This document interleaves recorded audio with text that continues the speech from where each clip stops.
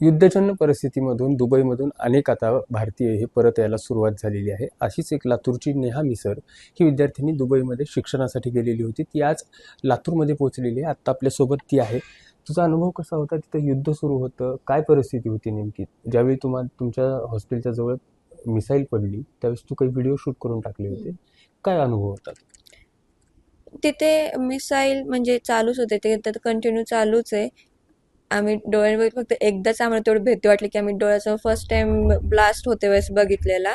But ते blast म्हणजे ते इंटरसेप्ट केलेलं होतं, तरी थोडी भीती होतीच, कारण की 25 किलोमीटर्सवर US एअरबेस आहे, म्हणून त्याच्यामुळे थोडी भीती होती. पण आमच्या विद्यार्थ्यांना ते भीती एवढी नव्हती की UAE गव्हर्नमेंटने एवढं सांगितलेलं की आमच्या रेसिडेंट्स आणि सिटिजन्सला आणि जे विजिटर्स आहेत त्यांना काहीच होणार नाही, धक्का सुद्धा लागणार नाही म्हणून. फक्त आम्ही फर्स्ट टाइम असा एक्सपिरियन्स घेतलेला होता, म्हणून थोडी भीती वाटली होती की लेकरं थोडे घाबरले होते. तू आत्ता बोलत सांगितलीस US बेस जो आहे तो तुझ्यापासून 25 किलोमीटरवरती होता. मग ते US बेस असेल किंवा US एम्बेसी असेल अशा स्वरूपात जिथं जिथं म्हणजे अमेरिकेचा तिथं संबंध आहे अशा सगळ्या जागा तिथल्या उद्ध्वस्त करण्यात येत आहेत. हो, बिकॉज ते US इस्रायलची साथ दिल्यामुळे इराण थोडं म्हणजे त्यांचं ते युद्धाचं चालू आहे. मग ते बोलले की US एअरबेस सर्वच हे करणार आम्ही, कारण की त्यांनी अल्सिफ मधलं ते हे US कंट्रोलची ते सुद्धा ब्लास्ट केली. बर, तू आता परतीला निघालीस. कशी आलीस तू भारतामध्ये नेमकी? कारण एकनाथ शिंदे वगैरे हे ते यांनी विमान पाठवलं असं पण काही बातम्या समोर आलेल्या आहेत. कशा स्वरूपाने आलीस तू? नाही, this all credits go to Sambhaji काका, त्यांच्यामुळेच म्हणजे हे सर्व काही शक्य झालं. कोण संभाजी काका म्हणजे कोण? संभाजी पाटील निलंगेकर काका. काय झालं संभाजी पाटील? म्हणजे ते आले ऍक्च्युली, मला माझ्याकडे नंबर नव्हता, त्यांचा कॉल आला मला की ऍड्रेस ते घेतले त्यांनी. मग ते मला भेटायला आले. मग मला बोलले, दुसऱ्या स्टुडंट सोबत पण बोलले ते. मग आम्ही खूप रिलॅक्स झालो, म्हणजे आम्हाला काहीच एवढंच आहे. मग एवढं रिलॅक्स झालं की आम्ही असं डिसिजन घेतलं की नाही जायचं, म्हणून जायचं तर एक तर सगळे सोबत जायचं, नाही तर नाही. बरं, आता तिथली नेमकी परिस्थिती निवळत आली असं वाटतंय का तुला? कमी आहे तिथं? म्हणजे आता जो धोका पहिल्या दिवशी तुला वाटला होता तसा धोका तू आता येता नाही तसाच होता? नाही, परिस्थिती आता म्हणजे असं नॉर्मल होत आली आहे, कारण की UAE गव्हर्नमेंट आणि UAEचे सगळे ते एवढे हे आहेत ना. आणि तुम्हाला सुद्धा माहिती आहे सेफेस्ट कंट्री वर्ल्डमध्ये कोणती, तर UAE आहे. कारण की 24 आवर्स फायटर जेट्स वरून फिरते, म्हणजे आम्हाला काही भीती नाही. जेव्हा ते इंटरसेप्ट होतं ना वर, तर त्याचे ते तुकडे तुकडे खाली पडतात, त्याच्यामुळेच थोडी भीती असते की ते लगेच ब्लास्ट होतं. बरं. तुझा प्रवास कसा झाला? म्हणजे तू कुठून निघालीस? कुठं भारतामध्ये कुठं पोहोचलीस? आम्ही फुजेराहून फ्लाईट केली, दुबईहून फुजेराला गेलो, तिथे सुद्धा फ्लाईट डिले झाली. तर मग आम्ही तिथून मुंबईला आलो. बरं. आत्ता आपल्या स्वतःचे कुटुंबीय पण आहेत. मॅम, मुलगी परत आली आहे भारतामध्ये. काय अनुभव? म्हणजे एक आईचा आणि आई वडिलांचे मी आनंद खरंच व्यक्त नाही करू शकत. हे प्रत्येक आई वडिलांना माहिती आहे, जेव्हा आपलं मूल कोणत्या ह्याच्यातून बाहेर येतं तर ते आनंद एक वेगळाच राहतो. आणि मी संभाजी भयांचे खरंच खूप आभार मानते मनापासून की त्यांनी माझ्या मुलीला आपल्या मायदेशी सुखरूपपणे परत आणले. ते बरं. तुम्ही संपर्क करण्याचा प्रयत्न केला होता का शासन स्तरावरती? मग तिथून तुम्हाला रिस्पॉन्स कसा मिळाला? काय सांगता?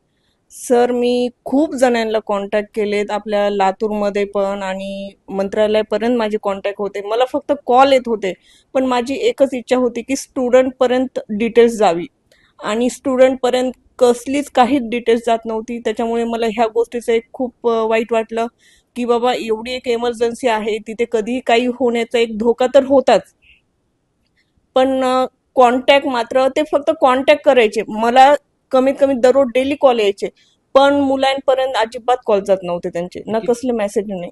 किती दिवस संपर्क होऊ शकला नव्हता आणि कितव्या दिवशी संपर्क झाला तुमचा?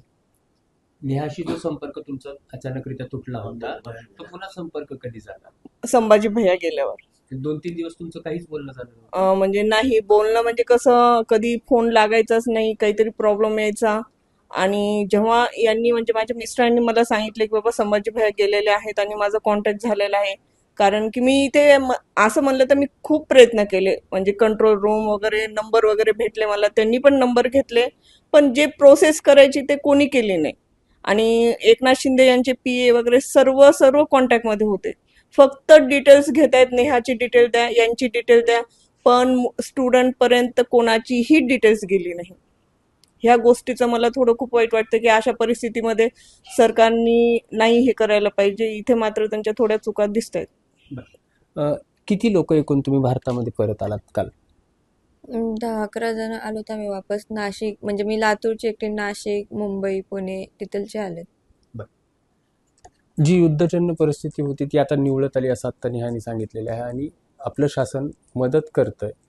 मात्र काही गोष्टींपर्यंत संपर्क होऊ शकला नव्हता हे पण त्यांच्या आईनी सांगितलेलं आहे. आत्ता आपल्यासोबत तिचे वडील आहेत. सर, कसा अनुभव होता? मुलगी शिकायला तिकडं होती. संभाजी पाटील भैयांनी जी सहकार्य केलं ते सहकार्य कोण करू शकत नाही. त्यांनी जी मला धीर दिला, मुलीचा नंबर पाठवा आणि ॲड्रेस पाठवा, 15 मिनिटांमध्ये संभाजी भाईने मला दुबईहून व्हिडिओ कॉल करून मुलीला भेटायला पाठवलं. मग त्या टायमाला समाधान वाटलं. हां. आणि छोटू भाईने बी जे सहकार्य केलं, छोटू भाईने लगेच भैयासंगत कॉन्टॅक्ट केला, अशी अशी आपली एक मुलगी थांबली. मग संभाजी भाईने मला म्हणलं, माझी मुलगी काय आणि तुझी मुलगी काय, हां, तिची जिम्मेदारी माझी आहे म्हणले, आणायची करायची. आणि जेवढं सहकार्य संभाजी भाईने केलं आम्हाला, इथं कुणीच केलं नाही. आमदार संभाजी पाटील निलंगेकर हे दुबईत होते आणि त्यांनी येत असताना आपल्यासोबत ह्या मुलीला सोबत घेऊन आल्याची भावना आत्ता मुलांनी व्यक्त केली आहे आणि त्यांचे आभारही मानलेले आहेत. Rishikesh Holikar, Maharashtra times online, Latur.